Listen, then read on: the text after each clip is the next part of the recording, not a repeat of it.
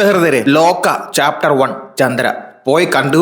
കിടിലം പടം. എല്ലാവർക്കും ധൈര്യമായിട്ട് ടിക്കറ്റ് എടുക്കാം. ഫൈനലി മലയാള സിനിമയിൽ ഒരു സൂപ്പർ ഹീറോയുടെ ഉദയം ഉണ്ടായിരിക്കുന്നു ഗൈസ്. മേൽമുറിലേക്ക് കൊണ്ട് ഓഫ് കോഴ്സ് ഇല്ലെന്നല്ല, പക്ഷെ അതിനേക്കാളൊക്കെ മച്ച് ബെറ്റർ, ബിഗർ, ലാർജ് സ്കെയിലാണ്. ഭയങ്കര വലിയ യൂണിവേഴ്സ് ആണ് ക്രിയേറ്റ് ചെയ്ത് വെച്ചേക്കുന്നത്. ദുൽഖറിന്റെ പ്രൊഡക്ഷൻ കമ്പനി മാക്സിമം പൈസ ഇതിന്റെ ടെക്നിക്കൽ ടീമിന് വേണ്ടിയിട്ടാണ് ഇറക്കിയിരിക്കുന്നത് പോലെ എനിക്ക് തോന്നിയത്. ഈ നടന്മാർക്കും നടിമാർക്കും പൈസ കോടിക്കണക്കിന് രൂപ കൊടുത്തിട്ട് അവസാനം സിനിമ കൊണ്ടുപോയി തൊലിക്കുന്ന പോലത്തെ അല്ല ഈ പരിപാടി. പാടെ നല്ല കീഴിലാണ്. നിമിഷവരുടെ എന്റെ പൊന്നെ DOP, സ്ക്രീനിങ്, ലൈറ്റിങ്, ഓരോ സാധനങ്ങൾ വെച്ചേക്കുന്ന അന്യായ സാധനോടെ, അന്യായ സിനിമാറ്റോഗ്രാഫി. മലയാളത്തിലെ ഏറ്റവും പീക്ക് സാധനം ഇതാണെന്ന് എന്റെ പേഴ്സണൽ അഭിപ്രായം.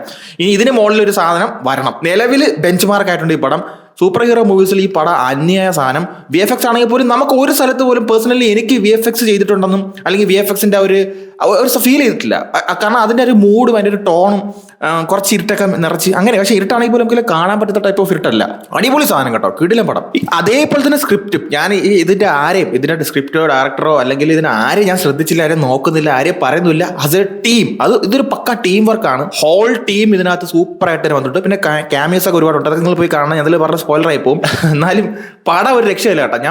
ഞാൻ എടുത്തു പറയേണ്ട ഒരു കാര്യമുണ്ട്. ഇതിനകത്ത് ചന്ദ്ര ആയിട്ട് അഭിനയിച്ചേക്കുന്ന കല്യാണി നല്ല പെർഫോമൻസ്.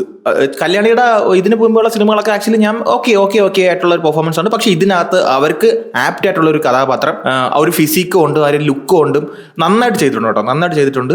ഇതൊരു വലിയ യൂണിവേഴ്സ് ആണ്. ഇതിനകത്ത് ഒരുപാട് ക്യാരക്ടേഴ്സ് ഇതിന് വരും.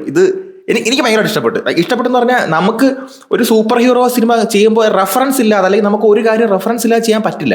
അപ്പം ഇതിനകത്ത് ഒരുപാട് റെഫറൻസുകളുണ്ട്, ഒരുപാട് സാധനങ്ങളുണ്ട്. നമുക്ക് നമ്മുടെ സ്വന്തം മിത്തുകളെയൊക്കെ ഇവർ കൃത്യമായിട്ട് കിടിലമായിട്ട് രീതിയിൽ യൂസ് ചെയ്തിട്ടുണ്ട്.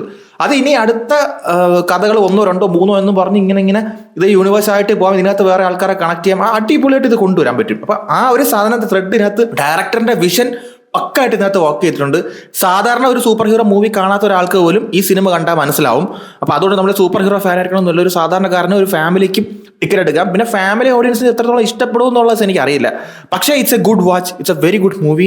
Hats of two the team. ഇതുപോലത്തെ സിനിമകളാണ് വരേണ്ടത്. അല്ലാതെ കുറെ തൊലിഞ്ഞ സിനിമകൾ 100 കോടിക്ക് എടുത്തിട്ട് കുഴച്ച് വെച്ചിട്ട് പടം കൊണ്ടുവരാന്ന് കമന്റ് പറയുമ്പോഴത്തേക്കും റിവ്യൂവേഴ്സ് ആണ് നശിപ്പിക്കണം എന്ന് പറഞ്ഞു പറഞ്ഞാൽ കുറെ പ്രൊഡ്യൂസർമാരും അവന്മാരൊക്കെ പോയി കാണും സിനിമ എടുക്കണം എങ്ങനെയാണെന്ന്. ഇങ്ങനെയാണ് സിനിമ എടുക്കാനുള്ളത്. അടിപൊളിയായിട്ട് എടുത്ത് വെച്ചിട്ടുണ്ട്. ഇതിന്റെ മാക്സിമം ഇതിന്റെ ടെക്നിക്കൽ ടീമിനെ, ഇതിന്റെ കംപ്ലീറ്റ് ക്രൂവിനെ നമ്മൾ അപ്രീഷിയേറ്റ് ചെയ്ത് പറ്റൂ. അതേപോലെ നല്ലപോലെ ഹാർഡ് വർക്ക് ചെയ്തിട്ടുണ്ട്. സൂപ്പർ.